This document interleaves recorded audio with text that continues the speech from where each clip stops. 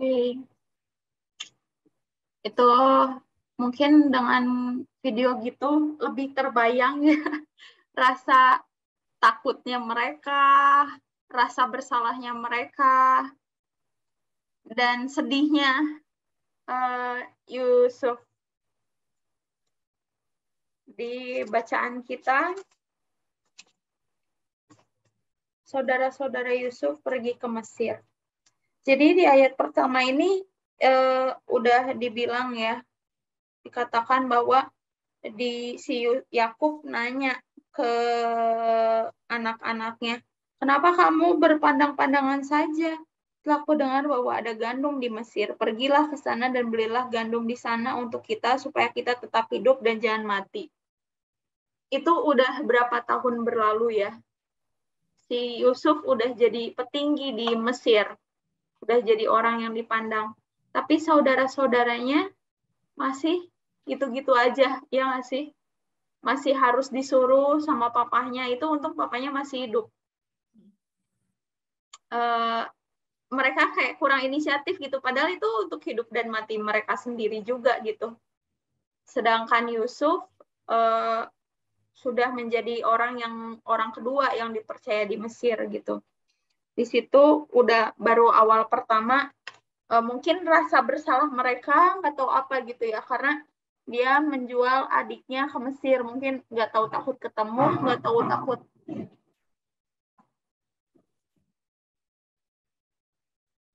takut ketemu Yusuf atau gimana yang akhirnya membuat mereka tidak berinisiatif untuk pergi ke Mesir. Meskipun akhirnya pergi, tapi si Yakub ingat kalau anaknya meninggal ketika bareng-bareng pergi dengan saudaranya. Dia tidak melupakan kejadian itu. Akhirnya si Benyamin nggak boleh ya ikut sama dengan saudara-saudaranya. Dibilang lagi jangan ia ditimpa kecelakaan nanti. Ya, Benyamin katanya nggak boleh ikut pergi bersama mereka. Akhirnya mereka pun pergi, dan pada saat tadi kan kalau di situ kondisinya lagi di pasar ya, kalau di sini nggak dijelaskan spesifikasinya lagi di mana, tapi dikatakan bahwa mereka ini hendak membeli makanan atau gandum yang ada di Mesir. Pas kejadian itu, melihatlah si Yusuf, melihat saudara-saudaranya, yang singkat cerita dibilang setelah berbicara dikatakan bahwa mereka adalah spy atau mata-mata, dan akhirnya muncullah kalimat yang menyatakan bahwa saudaranya ini sebenarnya ada 12. Satu lagi ada di bapaknya, dan satu lagi katanya sudah tidak ada lagi. Kalau di bahasa Indonesia sudah tidak ada lagi sih. Cuman tadi di cerita tadi katanya udah dead. Berarti udah mati, udah nggak dianggap gitu. Kalau aku di posisi dia sih pasti hancur banget, sedih banget. Ini aku ada dianggap udah mati gitu. Sama saudara udah ngeliat satu orang yang udah ngebuang aku, terus dianggap udah mati lagi, kayaknya triple banyak sekali kekecewaan yang harus dirasakan oleh Yusuf gitu ya pada saat itu. Nggak tahu dia mengulur-ulur waktu untuk akhirnya membuat keputusan harus melakukan apa, atau dia bergumul juga dengan Tuhan untuk berlaku seperti apa kepada saudaranya. Mungkin di situ juga dia berjuang untuk memaafkan. Karena dari nama anak-anaknya aja itu kayak udah kayak dia ya udahlah merelakan yang sudah lalu gitu. Yang dia memberi nama anaknya Efraim dan Manasye, itu Allah telah membuat aku lupa sama sekali kepada kesukaranku dan kepada rumah bapakku. Terus si Efraim dikasih yang artinya Allah membuat aku mendapat anak dalam negeri kesengsaraanku. Jadi mungkin momen itu juga bisa dianggap bisa jadi tidak diduga gitu terjadi ya sama dia.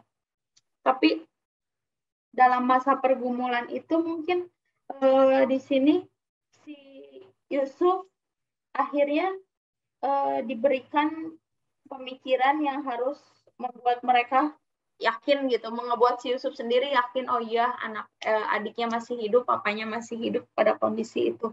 Tapi yang singkat cerita akhirnya masih gantung ya, akhirnya ini dibikin jadi ketemu atau enggak.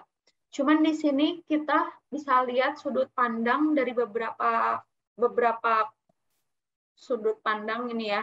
Dari yang pertama dari Yakub. Dia memaafkan anak-anaknya ini. Dia menerima anaknya kembali meskipun anaknya yang dia kasihi pergi atau meninggal gitu, dianggap meninggal karena anak-anaknya ini, tapi dia menerima kembali anak-anaknya gitu. Tapi tetap tidak terlupakan kejadian itu. Kejadian Yusuf meninggal itu tidak terlupakan, sehingga itu menjadi hal yang membuat dia kayak tidak bisa trust, nggak bisa benar-benar percaya 100%. Makanya di ayat yang ke-38-nya, anakku ini tidak akan pergi ke sana bersama-sama dengan kamu, sebab kakaknya telah mati dan hanya dialah yang tinggal. Jika dia ditimpa kecelakaan di jalan yang akan kamu tempuh, maka tentulah kamu akan menyebabkan aku yang ubanan ini turun ke dunia orang mati karena duka cita. Karena saking cintanya si Yusuf ke anaknya, Yakub ke anaknya ini, Yusuf dan Benyamin, tapi sisanya tinggal Benyamin, dia sampai nggak mau gitu segitunya, sampai jangan sampai ini anak aku mati lagi. Kalau sampai ini mati lagi, udahlah lu kayak bunuh gue aja gitu ya. Tapi di sudut yang lainnya, di sini ternyata mereka juga di sudut si 10 saudaranya ini, mereka juga ternyata masih keinget-ingat akan hal buruk yang mereka lakukan dulu. Mereka di sini dibilang bahwa dahulu kukatakan kepadamu, si Ruben kan jadi ada perdebatan di antara mereka gitu. Jangan kamu berbuat dosa kepada anak itu, tetapi kamu tidak mendengarkan perkataanku, sekarang darahnya dituntut daripada kita. Jadi mereka sendiri pun masih ingat gitu, masih terngiang-ngiang gitu. Entah mereka sendiri tidak bisa memaafkan dirinya sendiri, atau emang kejadian itu tuh menjadi sesuatu yang membuat mereka merasa bersalah terus gitu. Nah, di sudut lain ternyata si Yusuf pun, dari sudut pandang Yusuf pun mengingat gitu betapa keluarganya ini begitu menyakiti dia ya, sebenarnya menyakiti dia, dan perasaannya bahkan di sini masih belum ada konklusinya, masih dianggap udah mati gitu dia. Tapi di sini aku mau ngarahin sebenarnya yang dilakukan Tuhan itu kepada kita itu sama kayak gini juga. Kayak Yakub mengampuni anak-anaknya. Yusuf mungkin di akhirnya kalau kita bisa spesifikasiin, Yusuf mengampuni saudara-saudaranya ya. Kayak berkali-kali gitu kita dilukain, Tuhan dilukain sama kita. Tapi akhirnya selalu aja ada pengampunan. Tapi di sini setiap pelanggaran pasti ada dampaknya gitu. Entah itu buat kita sendiri, kayak saudara-saudaranya sekarang merasa bersalah kan, di cerita di sini merasa bersalah akan pelanggaran yang udah mereka buat gitu. Emang sudah diampuni. Bahkan si Yusuf pun mungkin sudah mengampuni ya. Dan si Yakub pun sudah merelakan. Tapi dosa itu tidak bisa dilupakan. Tidak bisa dilupakan, tapi ada akibatnya. Dimaafkan tapi tidak bisa dilupa. Gimana sih bahasanya? Forgive but not forgotten. Jadi upah dosa adalah maut itu benar gitu. Tapi jangan lupa kasih karunia Tuhan itu luar biasa sekali. Gitu.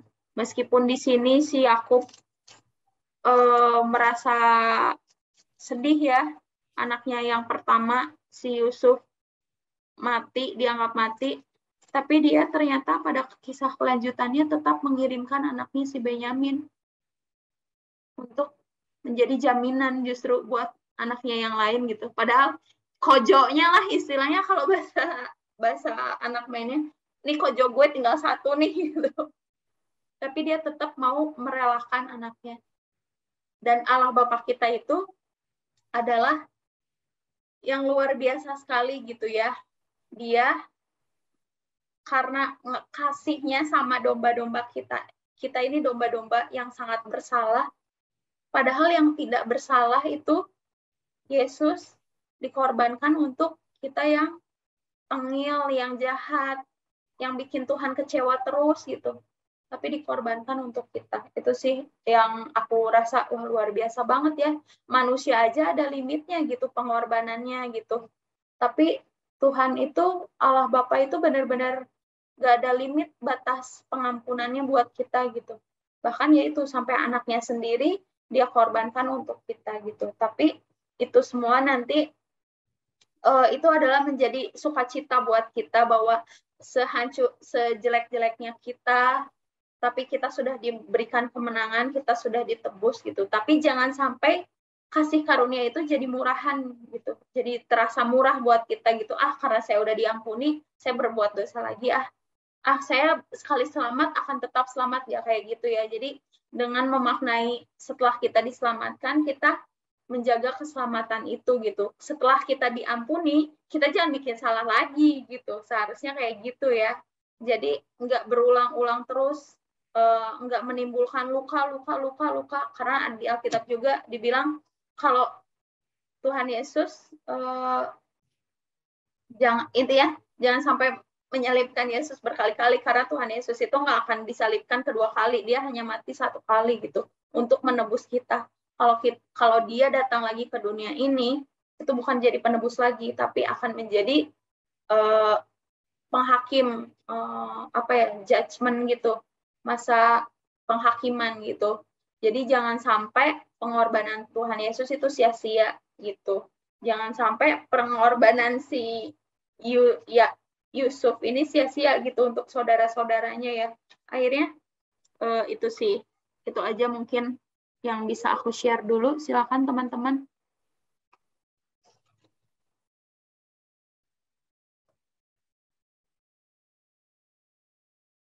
Ada yang mau berbagi? Mungkin hal apa yang bisa diambil dari cerita ini?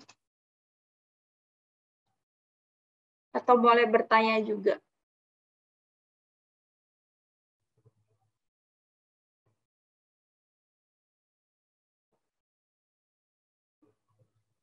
Kak Vera dulu deh.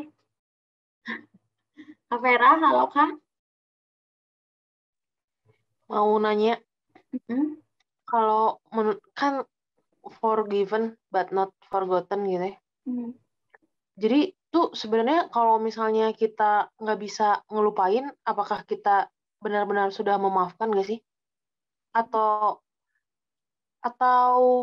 gimana? Good question. Kalau udah maafin benar-benar bisa melupakan nggak? Gitu? Kan kita tuh kalau orang salah sama kita gitu ya, maaf ya udah maaf gitu. Tapi tuh kadang tuh sering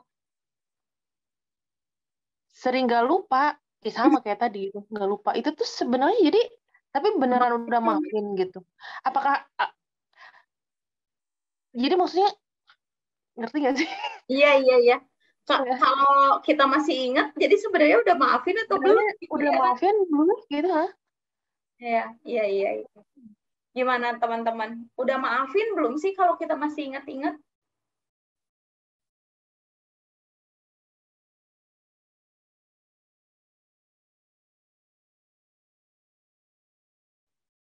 Mana kalau perempuan mengingatnya ingetannya tajam ya. Jadi langsung dulu lu.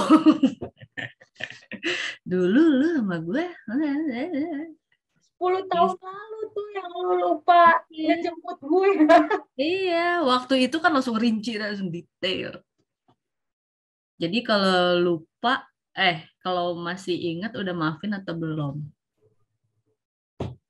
Depends sih ya, iya nggak sih? Tergantung. Tergantung dari tingkat kesulitannya gitu.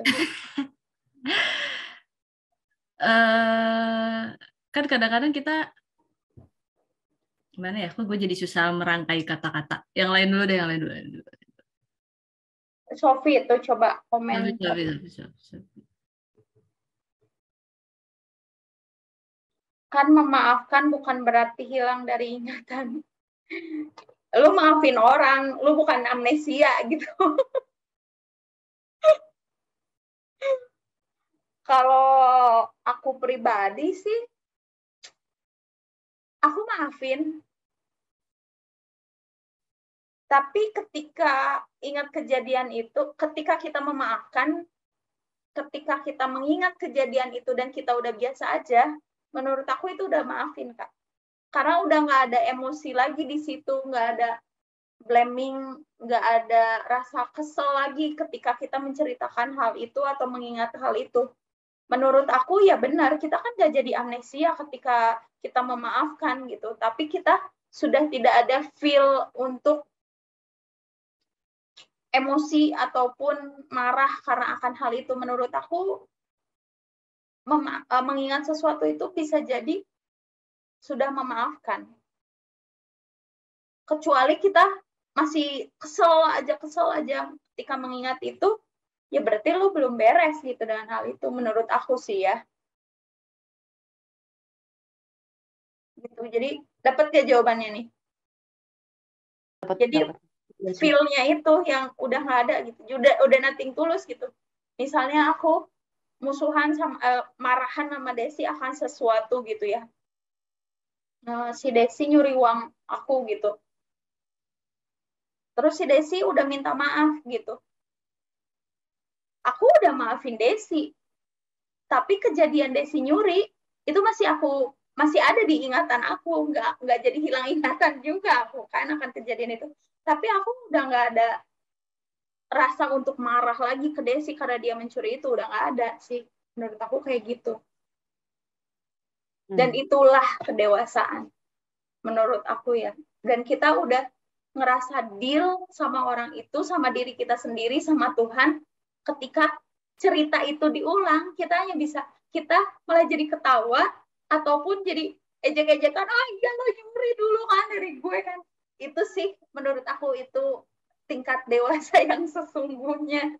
Ketika kita mengingat sesuatu, kita udah nggak ada perasaan emosi lagi di situ. Itu sebenarnya memaafkan yang sesungguhnya. Sama ketika Yesus juga kan, dia udah disalib gitu, udah mati, udah bolong-bolong, udah ketusuk-tusuk, ada buktinya kan semuanya, tapi dia ingat kejadian itu, tapi dia sudah memaafkan kita gitu, udah cinta kita apa adanya aja gitu. Unconditional love-nya Yesus tuh bener. Tuh, gitu sih kalau menurut aku. Gimana? Yang lain? Oke.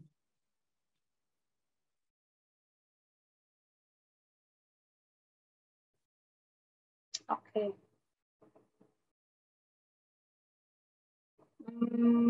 Mungkin Sophie? Oh, Ellen nih. Ellen boleh nih. Ellen bisa, Ellen?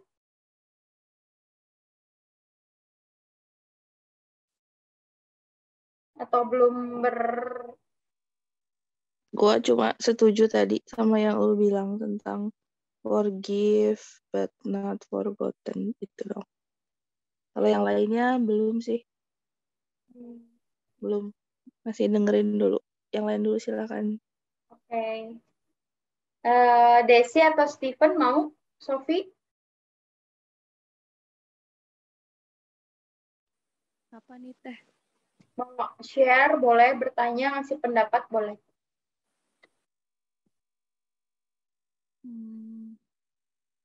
Kayaknya untuk kali ini belum dulu deh. Gue lebih ke penasaran cerita selanjutnya sih. Jadi gue tadi baca-baca juga. Gue kayak tanggung ini kan tadi berhentinya. Iya. Menarik sekali sih ini emang ceritanya Yusuf ini. Dia punya Udah mah pinter, ganteng, ya kan sih, kayak sempurna banget nih manusia ya. Udah aslinya dia orang kaya, coba kan, aslinya dia orang kaya. Kalau dia nggak dibuang, kaya, pinter, ganteng, baik, leader, cerdas. Jadi, wah luar biasa banget. Dan ternyata pemaaf juga gitu. Luar biasa ya. Ya itulah Yesus sebenarnya. Yusuf. Gitu. Desi, gimana Des? Belum, Cak. Setuju. Tadi yang lu omongin setuju. Oke, Steven. Udah 932, boleh sih Steven sih. Oh, Bang Esron. Masih di jalan? Lanjut kemana lagi, Pak? Udah tinggal kamu. Komen.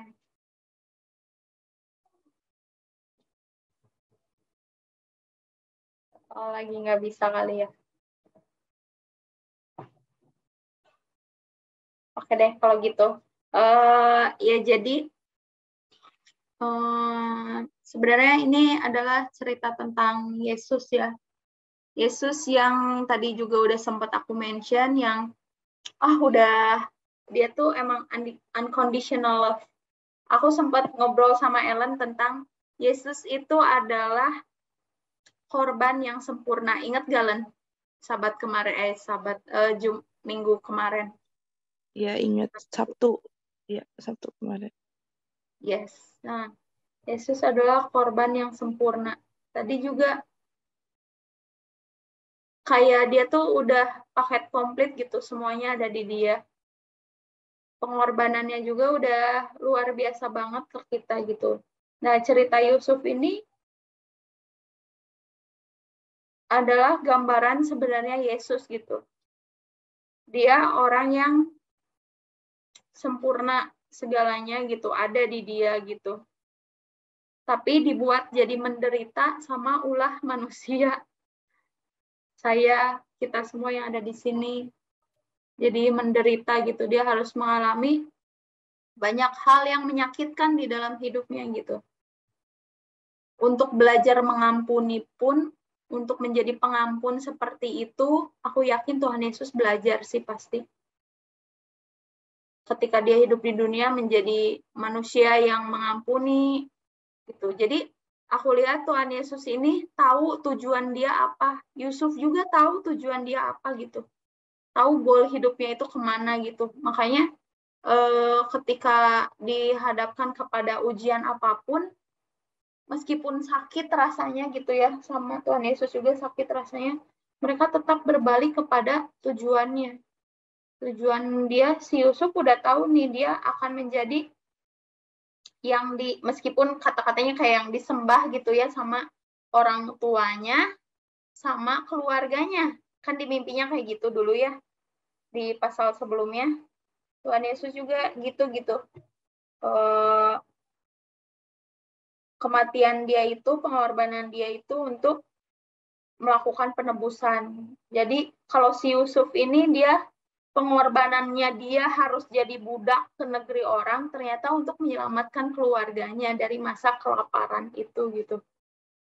Ya itu sih luar biasa ya. Semoga kita di sini bisa belajar untuk memaafkan dan melupakan, not forgotten ya, tapi itu benar feel-nya untuk udah biasa aja gitu ketika dosa itu disebutkan. Nah, nanti ketika masa Tuhan Yesus jadi pembela kita,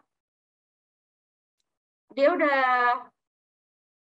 jadi gimana ya, jadi perantara itu udah nggak ada rasa kesel sama aku. Tuhan Yesus udah nggak ada rasa kesel ke aku. Kamu ya udah dikasih tahu berkali-kali jangan gini, jangan gitu. Kamu malah belok mulu gitu. Udah ada gitu karena udah full aja kasihnya gitu. Udah full pengampunannya. Dosa-dosa yang dulu yang aku punya, yang aku lakuin udah dimaafin gitu. Tapi tetap ada, lukanya tetap ada di tangannya. itulah yang menjadi pengingat kita akan dosa kita, sehingga nggak ada rasanya ingin jijik gitu sama dosa gitu, dan tidak ingin mengulanginya lagi. Jadi kita ini sudah dimaafkan ya teman-teman, dosa-dosa kita, dan hendaknya kita belajar gitu untuk tidak melakukan dosa kita lagi gitu, baik untuk kebaikan diri kita sendiri ataupun untuk pujian kemuliaan bagi Tuhan. Seperti itu. Gimana Stephen? Baru open kamera. Ada yang mau ditambahkan? Halo, Cak. Sorry tadi baru nyampe nih. Esron dulu, ya. Bang Esron. Tadi sempat dengar apa? Memaafkan tapi tidak melupakan ya. Ya itu aku tadi agak berpikir juga ya, kalau udah maafin terus kita nggak lupain. Berarti keingat-ingat gitu ya. Berarti kalau kita keingat-ingat terus, berarti masih ada yang melekat nggak sih sebenarnya, Cak? Misalnya ini, gua ngasih lo uang ya, atau lo pinjam uang ke gua, terus lo nggak balikin, terus gue keinget-inget terus, aduh Ocha belum bayar utang, jadi gue belum ikhlas dong sebenarnya, karena gue keinget-inget terus. Kalau gue ada ikhlas, harusnya gue udah lupa itu, bener nggak sih? Jadi ini agak something yang ini sih menarik untuk dibahas itu. Sebenarnya harusnya kita lupa nggak sih kalau misalnya kita udah nggak melekat lagi atas masa lalu tersebut, kecuali kalau di trigger ya, kayak lu ingat nggak dulu lu pernah gini gua, kayak gitu kan, baru jadi ingat gitu. Tapi kalau nggak ada yang nge-trigger, harusnya lupa nggak sih, Cak? Tadi gue sempat dengar itu tadi pertanyaan dari siapa sih? Tapi udah dijelasin sih. Oh iya tadi gue. Sebenarnya harusnya lupa nggak sih sebenarnya? Kalau memaafkan tuh berarti kita harus udah deal ya sama. Tadi sih kalau yang aku jelasin, kita udah nggak ada feel lagi akan hal itu gitu. Tapi kalau masalah utang kan itu kan kayaknya beda case deh, Bang. Oke, contohnya lu maafin gua, terus gua masih ingat-ingat terus, gua kayak sebulan kemudian atau 2 bulan kemudian gue ingat, wah si Ocha dulu pernah bohongin gue, atau teman gue pernah bohongin gue. Jadi gue ingat terus kesalahan dia. Jadi gue kalau ketemu dia gitu, gue karena gue ingat dulu dia pernah salah, akhirnya gue kayak jaga jarak atau kayak gimana, atau ya karena gue masih ingat, harusnya kan bener-bener lupa ya. Tapi nggak tahu sih, ini cuman ini gue ya. Harusnya lupa nggak sih ya kalau misalnya, kayaknya Tuhan Yesus harusnya melupakan sih dosa-dosa kita dan dia nggak ingat-ingat lagi. Yang tadi keingat aja sih pertanyaan yang ini apa dari siapa tadi, Desi ya tadi ya kalau nggak salah. Dari Kavera.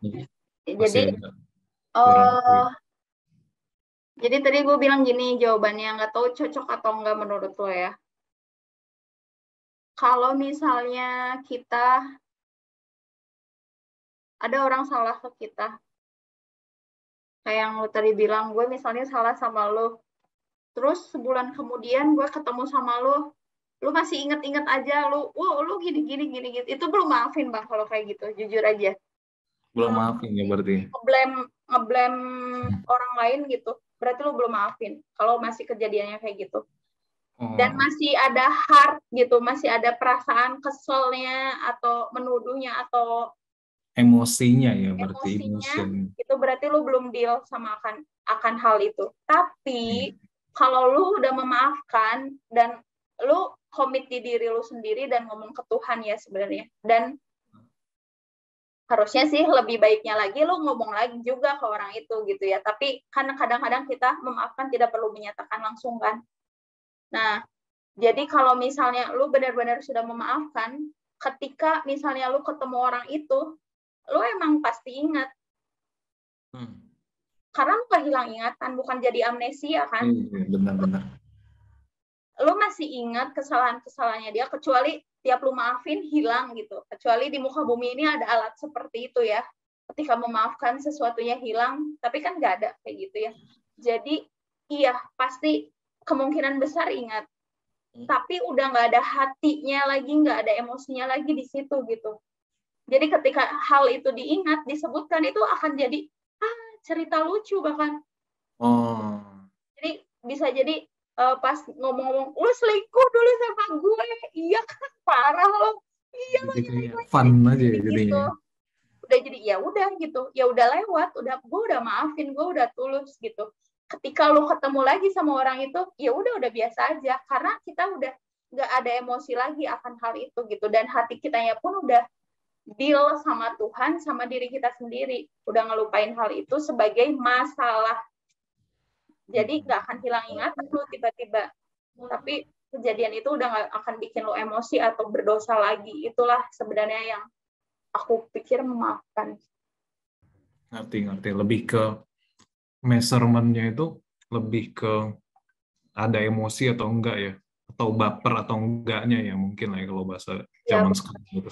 Kalau kita udah nganggap itu sesuatu yang fun, berarti jadi cerita lucu gitu, berarti memang itu kita maafkan. Tapi kalau kita masih kayak baper, masih ada perasaan atau emotion, berarti sebenarnya kita masih melekat lah ya di situ ya. Berarti kita cuma di kata-kata doang ya maafinnya. Sebenarnya kita tuh nggak maafin. Oke, got it. Saya dapat poinnya. Ya, kayak gitu. Gue jadi bisa relate, Cak. Gue jadi bisa relate dengan yang lo omongin. Jadi gue jadi ingat kakak kelas gue yang tiba-tiba kita bisa connected lagi gitu, terus ngobrolin masa lalu gitu istilahnya ya. Ngobrolin masa SMP, terus dia ngomong, jangan-jangan lu masih baper lagi, kata dia gitu kan. Terus kata gue, enggak lagi. Kan masih bisa cerita gitu. Bahkan dibahas pun gue masih bisa ngakak gitu. Iya, dulu memalukan sekali, segala macam. Sementara temannya mah nggak bisa ngebahas gitu, ngerti nggak lu? Jadi aku bilang sama si abang ini, justru kalau yang nggak bisa ngebahas dan yang nggak bisa ngetawain kayak kita, nah itu harus ditanya kenapa orang itu. Kenapa lu, masalah lu apa? Maksudnya udah 14 tahun SMP udah lewat, lu nggak bisa ngebahas gitu kan. Jadi iya gue ngerti. Jadi emang rada relate-nya di situ, Cak. Gue jadi kayak bisa, oh gitu, oh iya. Ketika gue bisa bicarain hal itu biasa aja, nggak baper, tidak bermasalah, malah bisa ngetawain malah bersama-sama dengan kakak kelas gue ini, itu berarti gue udah aman. Tapi kalau misalnya ketika pihak lain yang tidak bisa lagi ngebahas soal hal itu, malah justru menghindar, malah males, malah apa sih, udah lupa, nggak usah dibahas gitu. Nah justru belum deal. Ya, betul.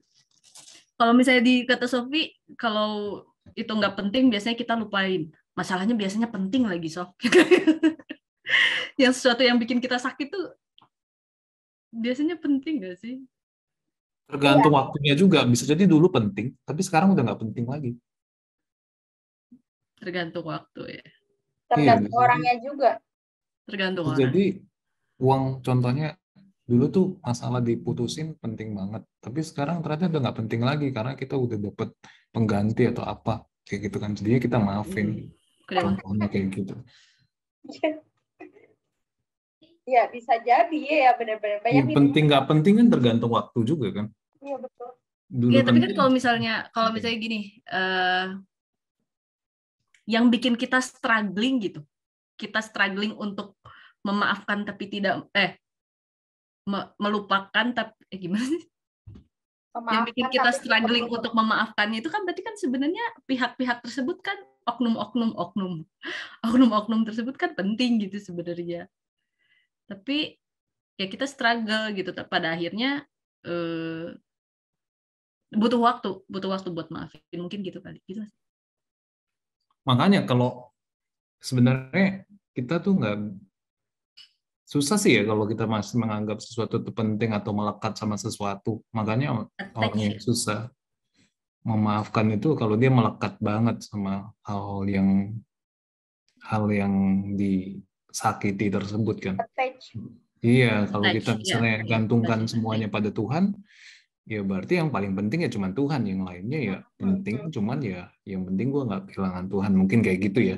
Tapi kalau kita attach banget sama sesuatu yang sifatnya eksternal ya akhirnya susah sih sebenarnya ya untuk, ya bener juga kata Sophie tuh, kalau misalnya kita itu penting banget buat gue, jadi gue baper lagi gitu loh, karena ini tuh penting gitu loh, jadi gue maafin tapi ya kayak jadi sugar coating doang, ini gue cuman lip service doang, tapi sebenarnya aku juga nggak tahu nih dalam hati gue sebenarnya gue nggak maafin kayak gitu kan bisa gitu kan, komunikasi itu kan verbal itu cuma berapa persen gitu kan, 10% atau 20%, tapi selebihnya kan dari dalam hati kita, kadang-kadang kita beda gitu sama apa yang kita verbal kayak gitu kan, makanya ya emosinya sih diukurnya sama emosinya.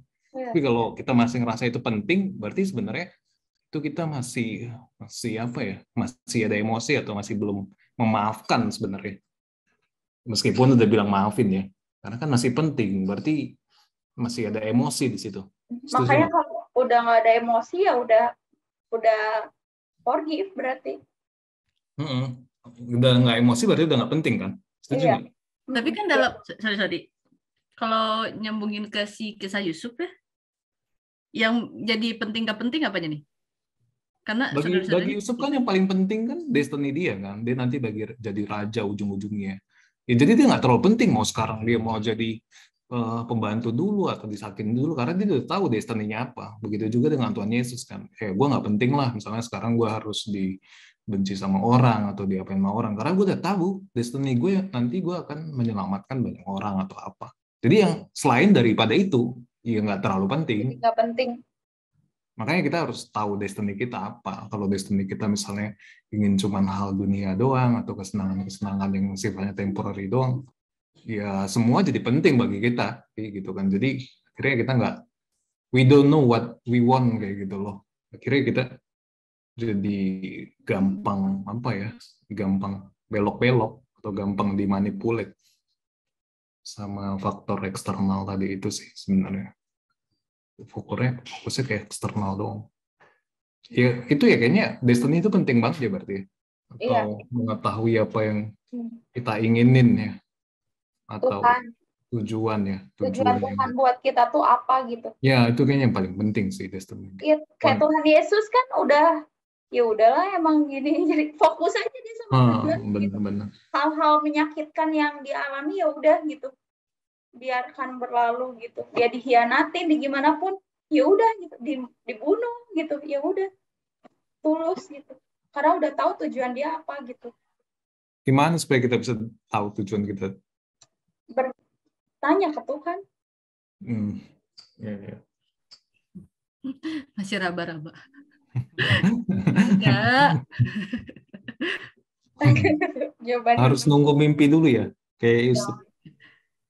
Makanya kan kalau kita menempel sama Tuhan tuh udah jalannya aja, udah ngikutin aja, disetir sama Tuhan. Tapi ya bikin menempel sama Tuhan itu perjuangan menurut aku ya.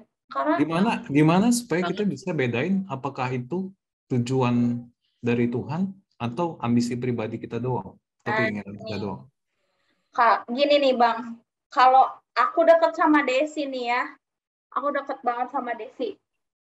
Aku tahu ekspresi Desi lagi bete, aku bahkan tahu kalau di telepon dia suaranya lagi males atau lagi happy atau gimana.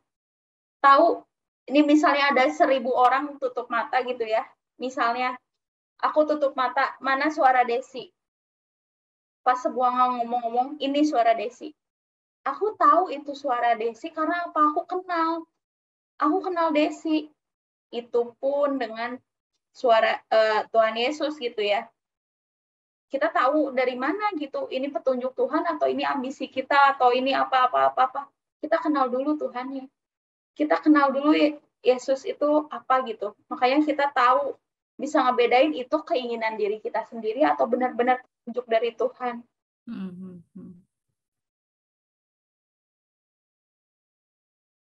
Gitu sih.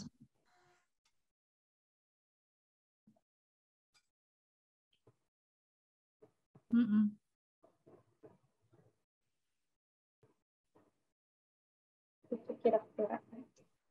Tapi ya soal pengampunan ini ya, ini pengalaman aku pribadi, gak akan bisa lo ngampunin orang kalau gak minta ke Tuhan pengampunan. Setuju. Gak akan bisa. Setuju. Benar. Maksudnya gimana? Yang ngaca. Yang bikin kita bisa memaafkan orang, mampu memaafkan orang itu hanya Tuhan. Terus kayak udah gitu. Ngasih kita tuh harus minta pengampunan itu dari Tuhan gitu. Tuhan, aku mau maafin si Desi. Bantu aku dong Tuhan buat ngampunin Desi. Itu tuh dikasih sama Tuhan gitu. Ikhlas, tulus, ridho untuk kejadian yang udah terjadi bisa didapat cuma dari Tuhan. Kalau masih pakai pikiran manusia ya mentah lagi nggak akan bisa ngampunin. Ya itu, jadi remember untuk ngeblame. Tergantung kadarnya juga kali. Kalau kesalahan dari yang buat itu nggak terlalu fatal banget, mungkin bisa kita sendiri kan, logika kita sendiri. Tapi kalau udah pahit banget, mungkin dari Tuhan. Ya nggak sih? Gue sering nggak minta Tuhan sih kalau kesalahannya biasa-biasa aja. Karena itu udah kepupuk di diri kita jadinya. Kalau yang kecil-kecil mungkin ya, karena kita sudah terbiasa mengampuni, dan didikan mengampuni itu kan dari Tuhan. Soalnya kalau manusia, lu siksa gue siksa lu balik. Mata ganti mata, mulut ganti mulut, gitu-gitu kan kalau hukum manusia. Tapi hukum dari Tuhan itu enggak. Ketika lu cuman punya kapasitas untuk jalan 1 mil, lu kasih 2 mil.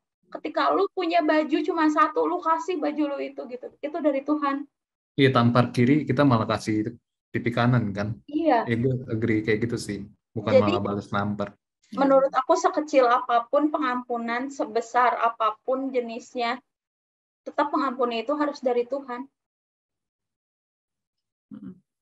Karena ya kalau aku inget-inget ya, wah, misalnya gitu, dosa aku aja, malu lah, dosa aku aja gede banget gitu. Istilahnya cuma cimit gini, mungkin di mata Tuhan, dosa aku bahkan lebih besar ketika aku terlalu sering menyakiti Tuhan gitu. Kalau dibandingin aku maafin ini orang tuh, kayaknya bukan apa-apa gitu. Dan kadang-kadang pola pikir gitu juga perlu loh. Maksudnya buat, misalnya gini, kita mau nggak maafin orang nih. Terus kita tiba-tiba inget, Tuhan aja maafin gue, masa gue maafin dia? Apaan? Siapa lu? Gitu.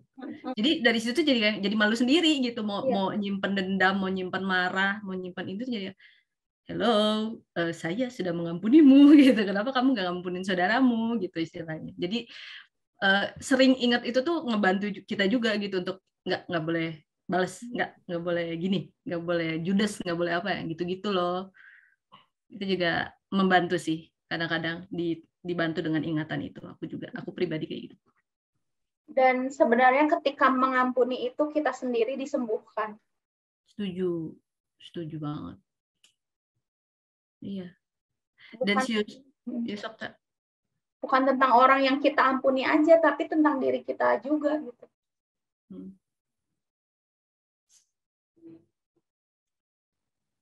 Gimana, Des? Iya, si Yusuf ini kalau dia nggak ngampunin mungkin dia akan terus berada dalam momen self healing gitu, self healing never ending gitu kan. Dia nggak akan bisa sampai ke titik ini gitu kalau misalnya dia masih terus nyimpan kepahitan. Dan betapa dewasanya Yusuf ketika menghadapi saudaranya, langsung depan matanya orang-orang yang menjual dia, orang-orang yang masukin ke sumur, tapi dia kayak yang tenang gitu, kayak dia udah ngelewatin batas. Karena perjalanan hidup dia yang kemarin juga udah ngejalanin batas yang paling gak enak, mungkin paling bawah. Jadi ketemu saudaranya tuh kayak mungkin level kesakitannya tuh udah nggak seberapa lagi gitu mungkin ya.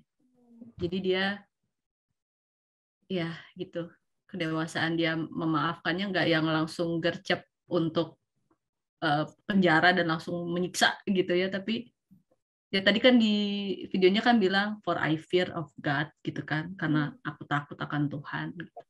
Dia selalu ingat gitu yang Tuhannya. Jadi dari situ ketika ketemu dengan orang yang sebenarnya dia berselisih tuh nggak responsif kali ya, nggak yang langsung apa gitu melakukan apa, tapi dia tenang terus mikir, walaupun tadi juga kan disebut dalam 3 hari kan, dalam 3 hari terus akhirnya dia mikir gimana caranya biar mereka bisa balik lagi, terus akhirnya ya udah gitu kejadian yang di sini. Jadi salut sih sama kedewasaannya yang Tuhan ajarin di Yusuf.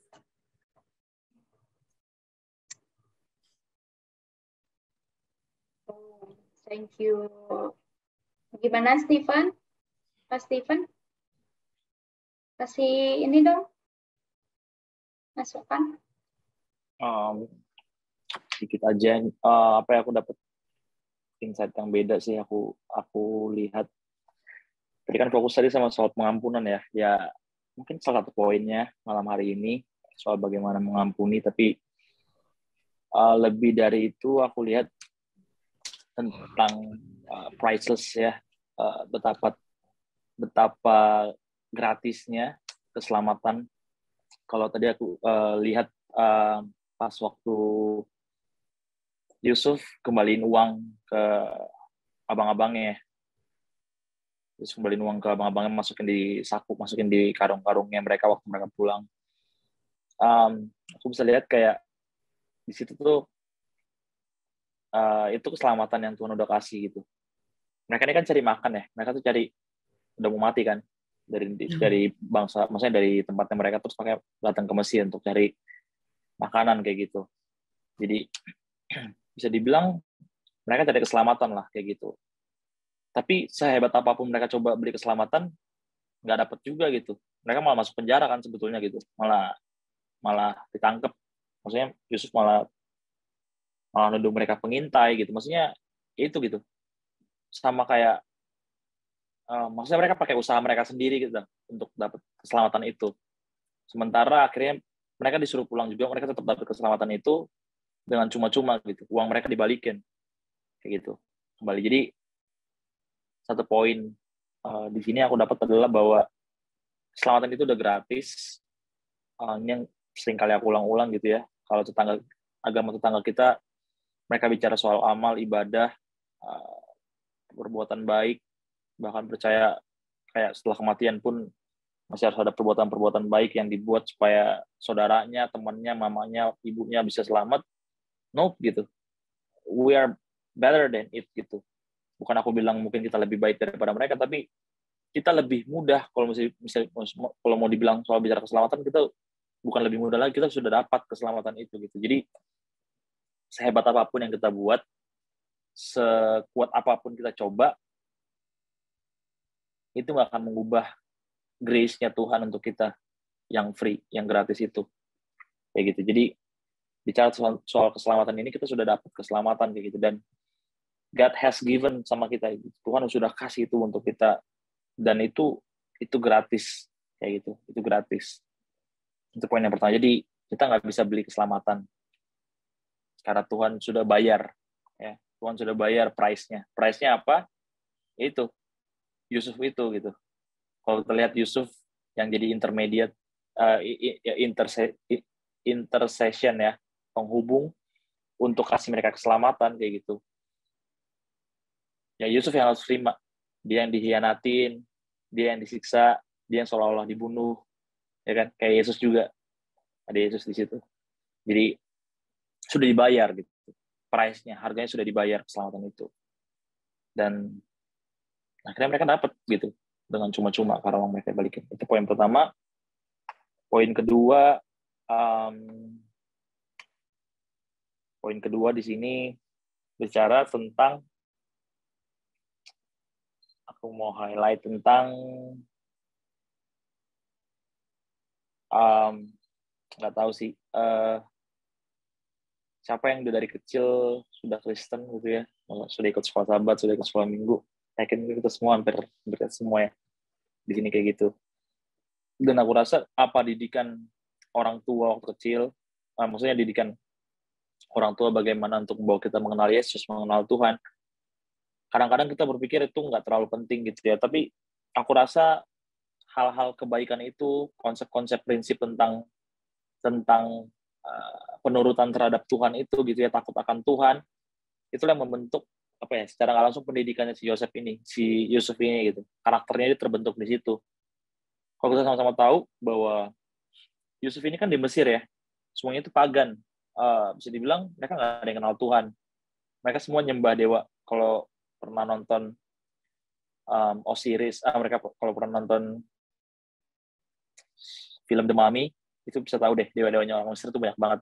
Kalau pernah main Ragnarok dulu, waktu SMP, SMA, zaman-zaman dulu game online yang mungkin cowok-cowok kali ya, main Ragnarok tuh tahu pasti gitu, dewa Osiris, dewa Ra, bahkan sampai binatang-binatang tuh banyak, dewa-dewanya orang Mesir tuh banyak kayak gitu. Dan kalau bisa dibilang di tengah kesusahan dia gitu ya, kita udah belajar dari beberapa minggu yang lalu soal dia masuk ke penjara, terus difitnah sama istrinya Potifar. Kalau mau ngelihat kalau mungkin Yusuf kita bisa sandingkan atau bandingkan dengan orang Israel pada umumnya gitu ya, mungkin dia udah nyembah dewa yang lain kayak gitu ya, di tengah-tengah keterpurukannya dia. Orang Israel aja waktu mereka bisa lihat Tuhan, penyertaan Tuhan setiap hari gitu lewat tiang awan, tiang api. Terus waktu nungguin Musa naik ke atas Gunung Sinai sebentar aja, langsung mau bikin dewa baru kayak gitu ya, saking batunya gitu. Tapi Yusuf enggak gitu, dengan didikan orang tuanya yang memperkenalkan Tuhan, takut akan Tuhan, karakternya itu terbentuk. Dan dia itu nggak berubah, dia kayak uang, dia kayak emas yang ditaruh ke lumpur ya. Kalau sering dengar Mary Riana atau motivator itu kayak koin emas gitu, yang kayak ditaruh di mana aja tetap aja jadi emas kayak gitu. Dan poinnya adalah dia tetap stay gitu. Dia tetap stay dengan apa yang sudah diajarkan orang tuanya, apa yang sudah dibawa orang tuanya gitu untuk mengenal Tuhan. Karakternya dia tetap sama gitu. Jadi mungkin poin pelajaran di sini adalah buat kita bagaimana punya integritas gitu. Kadang-kadang kita berpikir, aduh gue malu nih kalau ngomong-ngomong tentang Kristus, ngomong-ngomong tentang Tuhan di tengah-tengah lingkungan gue, sementara mungkin gue nggak mencerminkan gitu ya dalam kehidupan gue, atau jangan-jangan orang lebih baik kayak gitu. Seakan-akan kita jadi takut, ragu gitu, atau bahkan kita jadi ngikut orang gitu. Kadang-kadang jadi ikut-ikutan orang gitu ya. Nggak tahu saya udah pernah cerita atau belum, tapi waktu saya dulu SD, satu sekolah, cuman saya sama adik saya aja yang Kristen. Pernah di sekolah negeri gitu, semuanya denominasi yang lain, maksudnya Muslim gitu ya. Jadi berapa kali, hampir setiap pulang sekolah, adik saya itu nangis. Dari yang dibilang, kamu nyembah Tuhan telanjang lah, terus ya banyak lah gitu ya, maksudnya omongan-omongan seperti itu gitu waktu anak kecil. Jadi cuma nangis sampai saya berantem berapa kali gitu cuma untuk belain adik saya. Cuman intinya waktu balik ke SMA gitu ya, itu waktu SD ceritanya gitu. Saya masih tetap kayak punya integritas lah, maksudnya kita tetap kayak enggak lah, gue percaya Tuhan gitu, mama gue percaya segala macam. Tapi kebalikannya gitu, ketika waktu gue SMA, gue punya pengalaman yang berbeda gitu. Karena di saat gue ngeliat komunitas gue, community gue nggak bisa terima gue gitu, justru gue ikut bergaul dengan melakukan apa yang mereka lakukan. Ya contohnya cabut sekolah waktu SMA negeri gitu. Jadi karena mereka tahu gue Kristen tuh kayak ada gap lah gitu. Nah, untuk nutup gap ini, gue berusaha dekat sama mereka dengan mengikuti apa yang mereka buat. Cabut sekolah, main biliar, ya, terus pulang malam-malam. Jadi dua karakter yang berbeda gitu ya. Satu tetap teguh sama integritasnya gitu, walaupun orang sekelilingnya tetap ngejek-ngejek. Yang kedua ya cari aman, bisa dibilang gitu. Dan yang mau gue highlight di karakter kedua ini bahwa Yusuf ini nggak gampang sebetulnya gitu. Dia punya posisi yang tinggi, ya. Dia punya jabatan, dia udah jadi orang kepercayaan, bahkan dia pegang semua makanan pada saat itu. Gitu. Jadi kalau bisa dibilang gampang banget angin itu berbelok sebetulnya gitu untuk bilang ini karena kehebatan gue, karena kuat kuasa gue gitu. Dan mungkin supaya dia bisa jadi the next Pharaoh, the next Firaun, gampang aja gitu ya, mungkin dengan nyembah dewa-dewanya mereka. Cuma satu langkah lagi gitu untuk ke step berikutnya sebetulnya gitu. Karena ya kayaknya nggak ada agama lain ya. Cuma saya sama-sama tahu di Indonesia itu sulit ya, kita bisa lihat Ahok, maksudnya bukannya menyudutkan, tapi maksudnya itulah fakta yang terjadi gitu ya. Karena dengan agama minoritas itu agak sulit untuk mungkin maju gitu ya. Ya mungkin dari vote-nya juga ya, kita nggak sebanyak orang-orang itu. Dari vote mungkin kita kalah dan juga kurang didukung dan sebagainya gitu. Jadi ketika satu pemimpin itu mungkin dari denominasi kita atau minoritas, itu kayak sulit dipandang sebelah mata lah bisa dibilang kayak gitu. Nah itu mungkin yang terjadi juga pada waktu itu gitu. Yusuf ini kan beda gitu agamanya dengan agama mereka pada saat itu. Dia nggak menyembah pagan, nggak menyembah dewa-dewanya orang-orang Mesir. Nah mungkin dengan menyembah dewanya orang Mesir dia bisa the next Firaun seperti yang tadi aku bilang gitu. Maksudnya punya lebih banyak peluang-peluang lah dengan posisinya saat itu. Tapi dia memilih untuk enggak. Dia tetap memilih untuk setia kepada Tuhannya. Dia tetap tunjukin bahwa gue percaya sama Tuhan gue, dan dengan karakternya dia, dengan integritasnya dia bisa nunjukin bahwa oh Tuhan yang dia sembah itu Tuhan yang benar kayak gitu. Jadi 2 poin itu mungkin malam hari ini bahwa peringatan lagi bahwa ya balik lagi lah gitu, totally surrender itu suatu hal yang penting gitu. Bicara soal keselamatan bukan bagiannya kita, is not our part, tapi itu sudah bagiannya Tuhan. Sudah dibayar lunas lagi kayak gitu. Tugas kita adalah bagaimana tidak menyia-nyiakan pembayaran itu, tidak menyia-nyiakan keselamatan itu gitu. Mungkin itu aja dari aku. Terima kasih.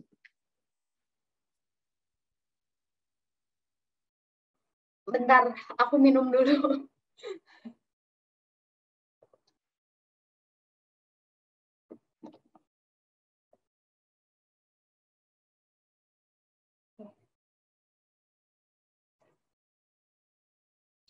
Thank you, Stephen. Thank you. Teman-teman masih ada yang mau nambahin? Kalau sudah tidak ada, kita lanjut ke doa ya.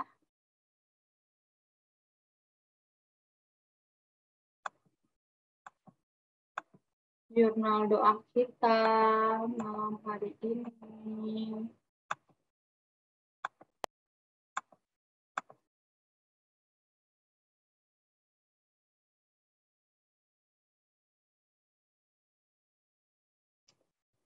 Reina, si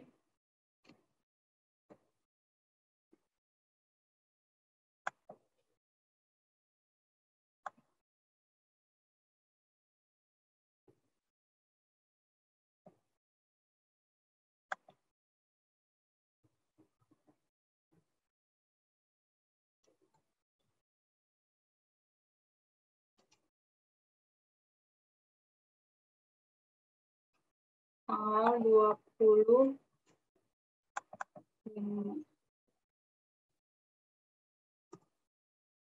Reina ini semoga Reina positif kan ya? Udah negatif belum sih? Iya, kayaknya udah negatif deh dia. Perasaan Pulih ya. As.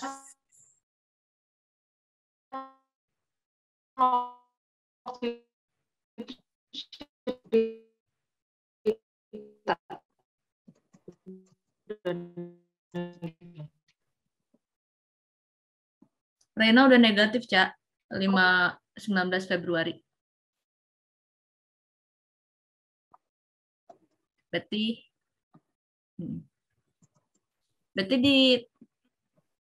di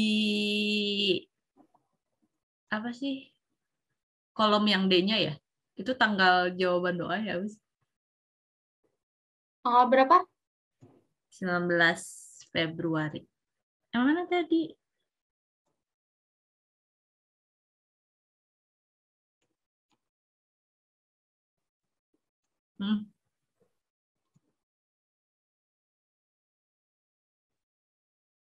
Alden juga udah ada jawabannya kan?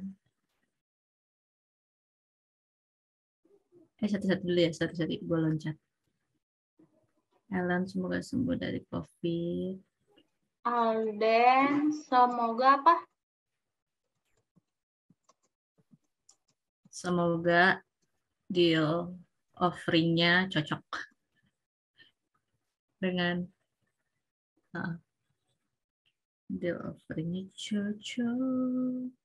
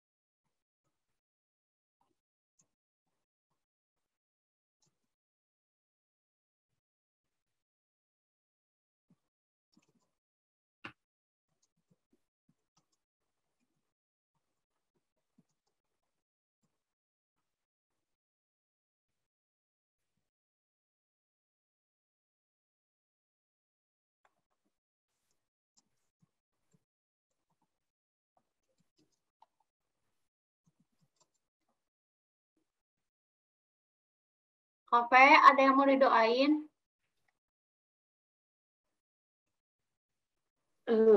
Aku biar negatif. Tapi kayaknya udah negatif ya.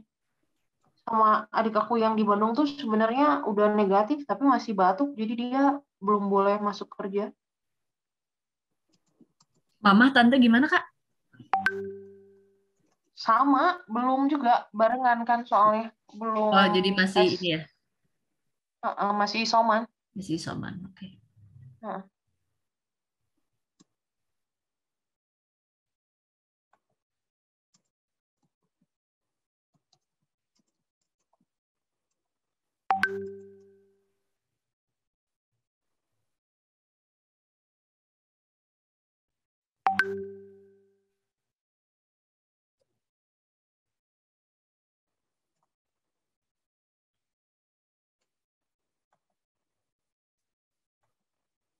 Ada lagi?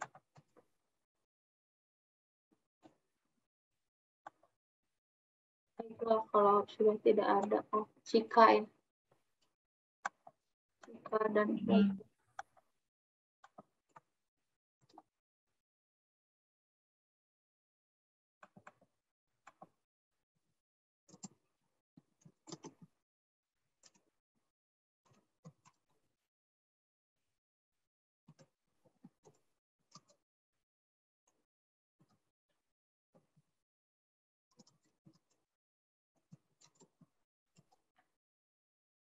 COVID juga kan dia?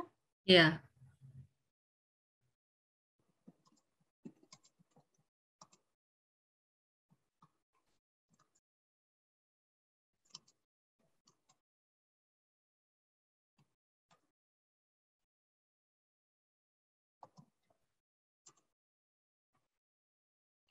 Oke.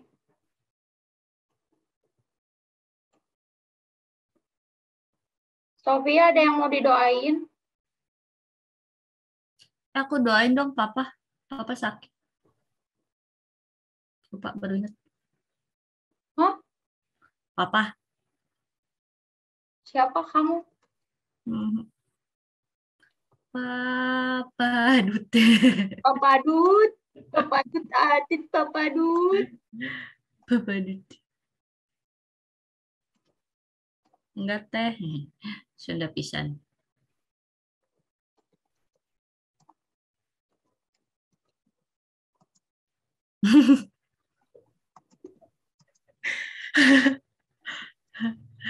Segala kasih pulih biar makan banyak. Si ini Abang Scooby. Kok Scooby sih? Oh, Bang Scooby sih. Scooby udah mati. Teteh Scooby. Dia kan betina. Oh iya, Ukraina. Aduh, tanya. Perang ketiga, kumaya.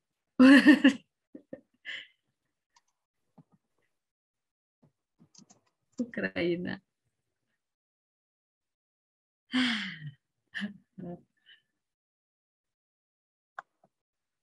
Semoga lancar.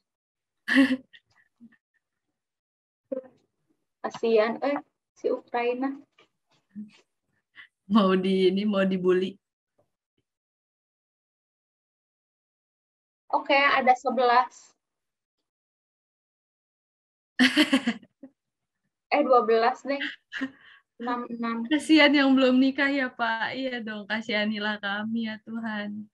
Gue jadi kepikiran loh. Oh, mungkin Tuhan selama ini belum ngasih jodoh tuh gara-gara mau perang ketiga. Jadi biar gue nggak repot-repot ngangkat-ngangkat anak gitu. Gitu. Aduh, kocak. Ya, positif thinking aja kan. 6 ya. 6. Siapa yang available untuk berdoa? Tugas. Siapa yang? Ini perang Ukraina dan Rusia, kita doain buat siapa? Rusia atau Ukraina? Kumaha siapa? Kayak Piala Dunia. Coba dia menang. Iya, Ca, harus dikasih tahu apa yang harus didoain. Kan orang juga nggak nge. Apa yang mau didoain? Apakah kita harus doain Ukraina menang misalnya atau Jangan Rusia? sampai semoga apa? Oh tadi yang di chatnya Steven. Semoga cepat nikah sebelum perang Ukraina Rusia. Semoga tidak jadi perang. Udah jadi perangnya, boy. Dapat menemukan solusi terbaik. Nah, yang sesuai dengan kehendak Tuhan. Semoga mau gimana lagi? Sudah dinubuatkan. Semoga balenan. Seperti Yusuf. Terbaiknya apa, Ca? Maafkan. Ya, gue nggak tahu yang terbaik menurut Tuhan apa. Semoga Rusia tarik balik tentaranya kali ya. Atau enggak, itu belum tentu Putin, yang terbaik buat hati Putin dilembutkan. Semoga hati Putin dilembutkan. Benar nggak sih? Enggak, semoga yang terbaik menurut Tuhan. Iya. Enggak.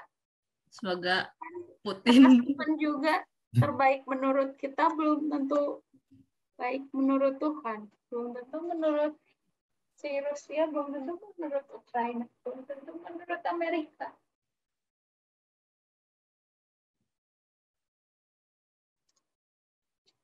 Kan emang harus bersiap untuk masa-masa seperti ini. Ayo, berat ya. Marah-marah sama Jokowi, katanya nggak usah ikut campur perang, urusin minyak goreng sama BPJS dulu aja. Ya.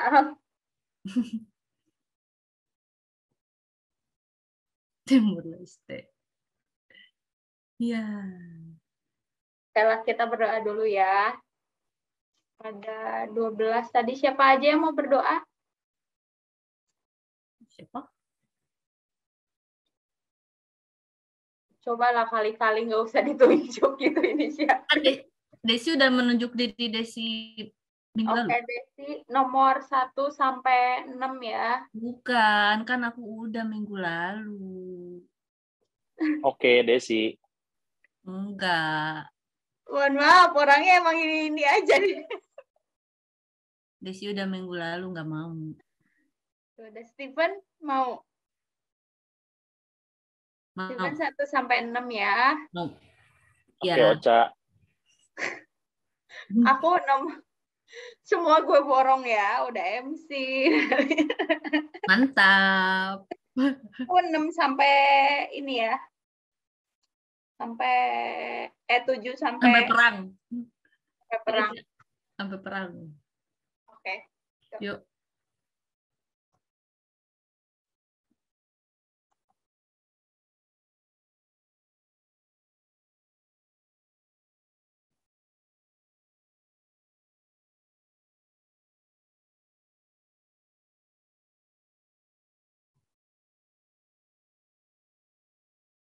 Steven kan jadi nggak nih?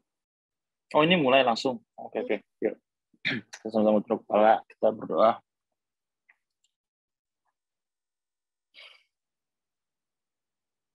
Ya Tuhan, Bapa dalam surga, kembali kami datang padamu Tuhan. Kami bersyukur untuk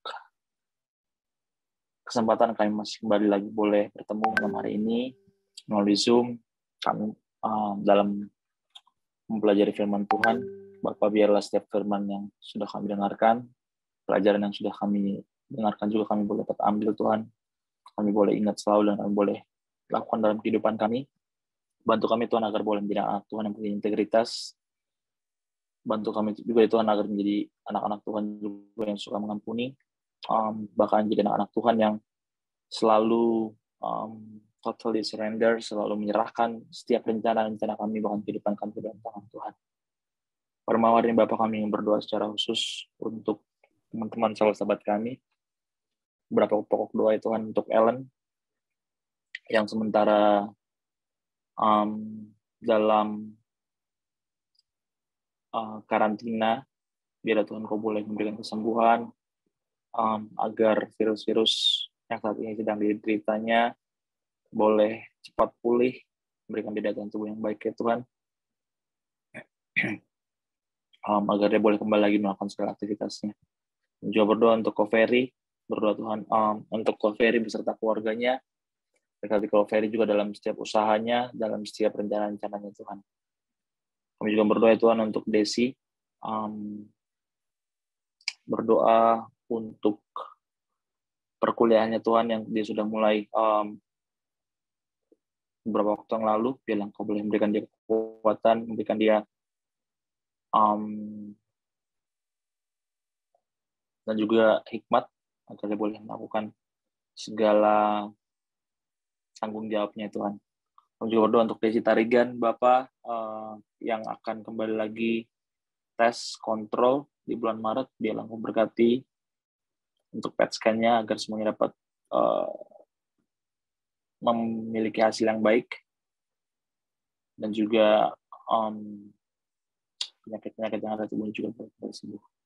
Kami juga berdoa untuk Febrina yang baru beberapa waktu berulang tahun, berkati dia Tuhan dalam umurnya yang baru, berikan dia hikmat dan juga kedewasaan, agar dia boleh semakin mengasihi Tuhan, semakin mengasihi suaminya, bahkan mengasihi keluarganya, dan menjadi contoh bagi orang-orang sekitarnya, Bapak.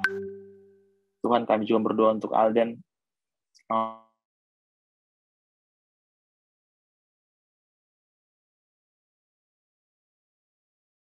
yang sementara dalam proses job offering dengan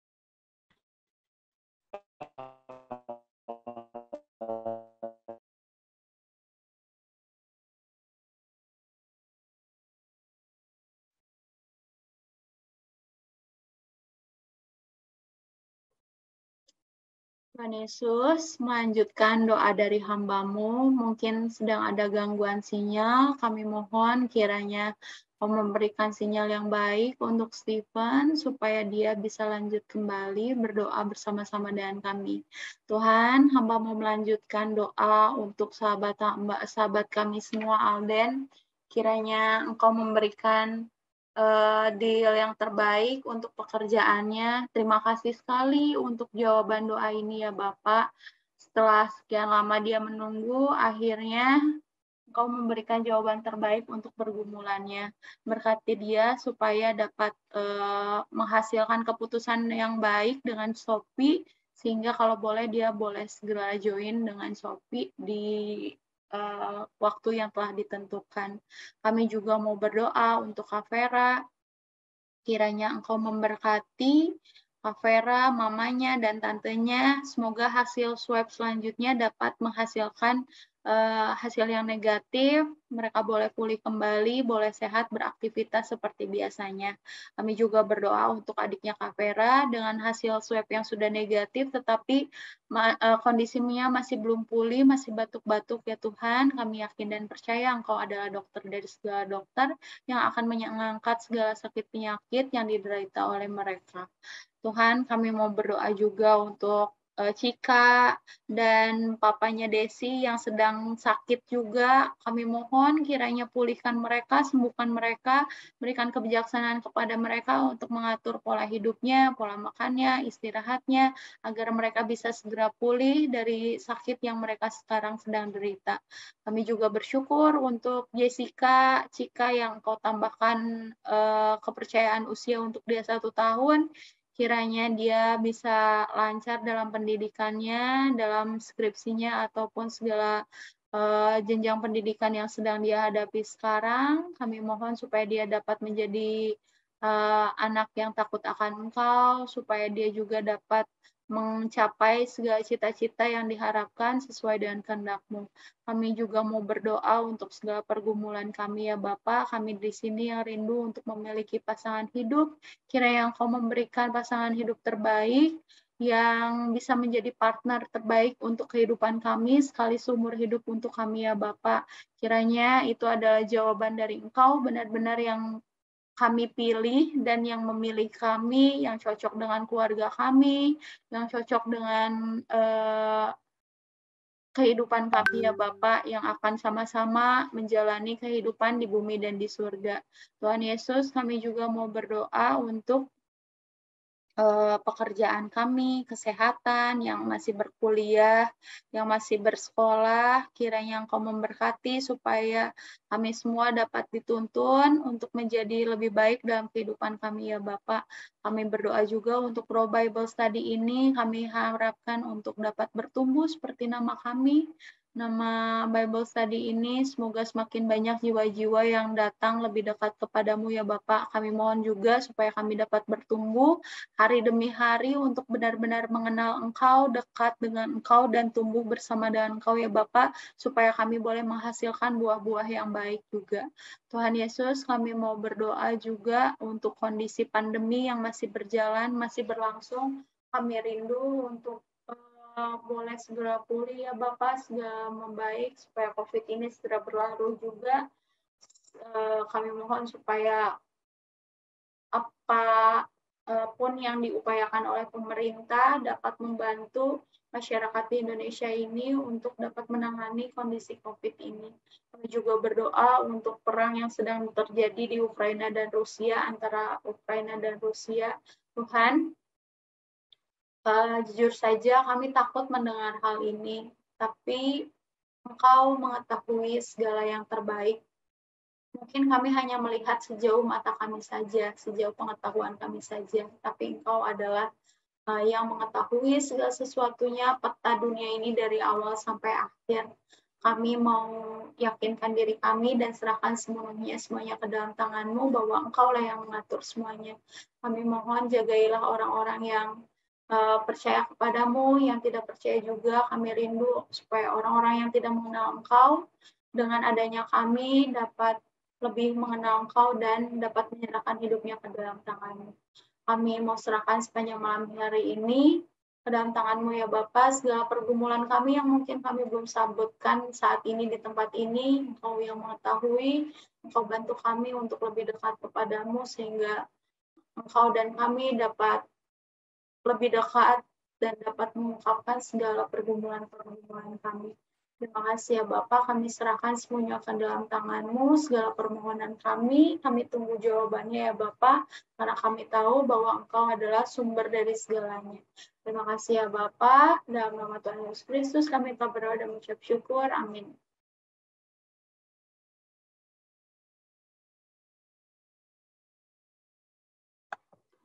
Oke. Terima kasih sudah join pada malam hari ini. Stop share dulu. Kalau misalnya mau update jurnal doanya, udah ada di link Bible Study kita ya.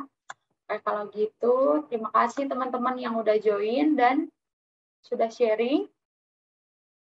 Kita boleh. Terima kasih Stephen, tapi tadi kayaknya sinyalnya putus ya. Maaf ya, aku lanjut tadi jadinya. Oke, kita boleh open kameranya. Gua nggak open cam dulu ya, maaf. Pakai hati. Nih. Pakai reaction. Pakai reaction aja, kalau pada nggak bisa open cam, nggak apa-apa. Oke, kalau gitu, sudah segini aja. Sophie, Bang Esron, Ko Ferry, masih belum bisa. Oke, siap? Siap? Siap.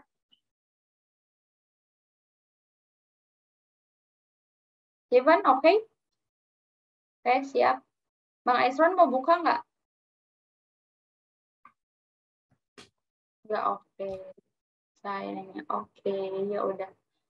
Ditutup dulu chatnya ya. Oke, siap? 3, 2, 1. Sekali lagi. 1, 2, 3. Oke, terima kasih. Terima kasih. Selamat istirahat semua. Bye. Bye.